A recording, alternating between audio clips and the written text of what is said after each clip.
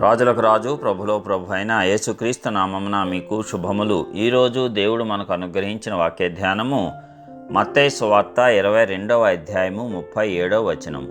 నీ పూర్ణ హృదయముతోనూ, నీ పూర్ణాత్మతోనూ, నీ పూర్ణ మనస్సుతోనూ నీ దేవుడైన ప్రభువును ప్రేమింపవలెను.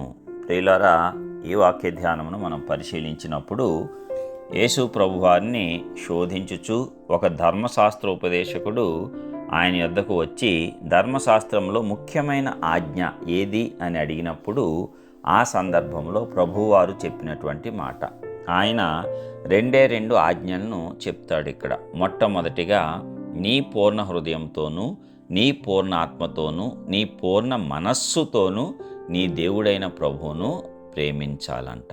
అంటే హృదయపూర్వకంగా, ఆత్మపూర్వకంగా, మనఃపూర్వకంగా దేవుడిని ప్రేమించాలి. ఈ మూడింటి యొక్క కలయికతోనే సంపూర్ణంగా నీవు దేవుణ్ణి ప్రేమించుట అనేది వస్తుంది. ఎందుకంటే మన హృదయము అన్నిటికంటే ఘోరమైన వ్యాధి కలది అని వేరొక చోట వాక్యలేఖనం చెప్తుంది.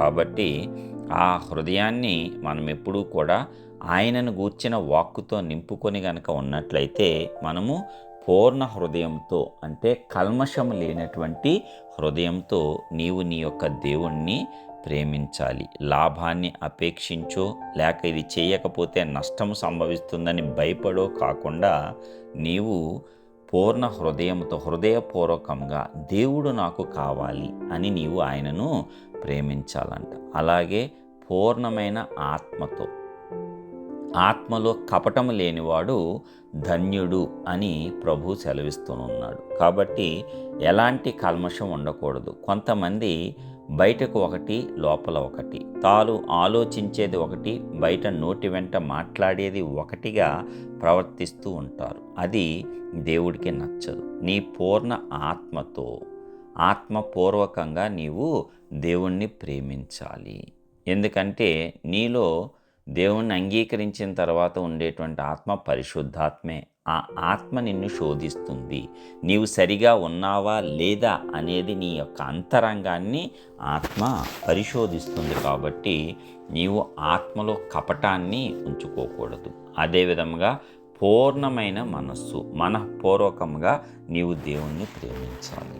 మరి మనస్సు దేవుని మీద ఆనుకుంటేనే అది సరైనదిగా ఉంటుంది. లోకం మీద, దేవుడి పైన, రెండిటి మీద నీ మనస్సు ఆనుకొని ఉండకూడదు. రెండు పడవల మీద కాళ్ళు నీవు వేయకూడదు. అది ప్రభువు చెప్తున్నాడు. పూర్ణ మనస్సుతో, ఎవడైతే దీనుడే పూర్ణ మనస్సుతో ఆయన మీద ఆనుకుంటాడో దేవుడు వారిని కరుణించి, కాపాడి, రక్షించి నిలవబెడతాడు. కాబట్టి మరి ఆనందము, సంతోషము, శాంతి, సమాధానము మనము ఎల్లప్పుడూ పొందుకొని కొనసాగించాలి అంటే మనం చేయవలసింది ఇదే. మన పూర్ణ హృదయంతోనూ, పూర్ణ ఆత్మతోనూ, పూర్ణ మనస్సుతోనూ మన దేవుడైన ప్రభువును ఏం చేయాలంట? ప్రేమించాలి. ఆ ప్రేమలో ఎలాంటి లోపము ఉండకూడదు. ఈ 3 అంశాలలో గనక నీకు లోపం ఉన్నట్లయితే నీ ప్రేమలో, దేవుని పట్ల నీకున్నటువంటి ఆరాధనలో లోపం ఉన్నట్లే. మరి అది లేకుండా నీవు చూచుకోవాలి. మరి దీనిని ప్రభువు మనందరి నుంచి కోరుకుంటున్నాడు.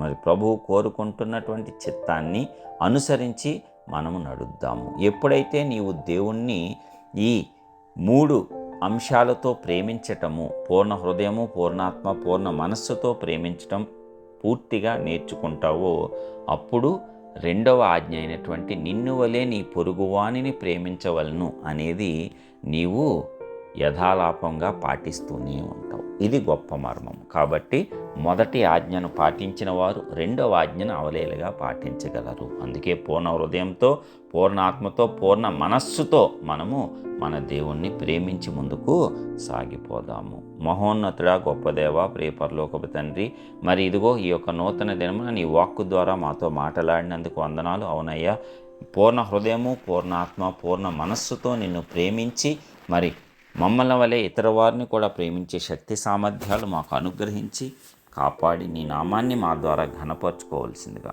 యేసుక్రీస్తు పరిశుద్ధ నామమున ప్రార్థించి పొందుచున్నాం పరలోకపు తండ్రి. ఆమేన్.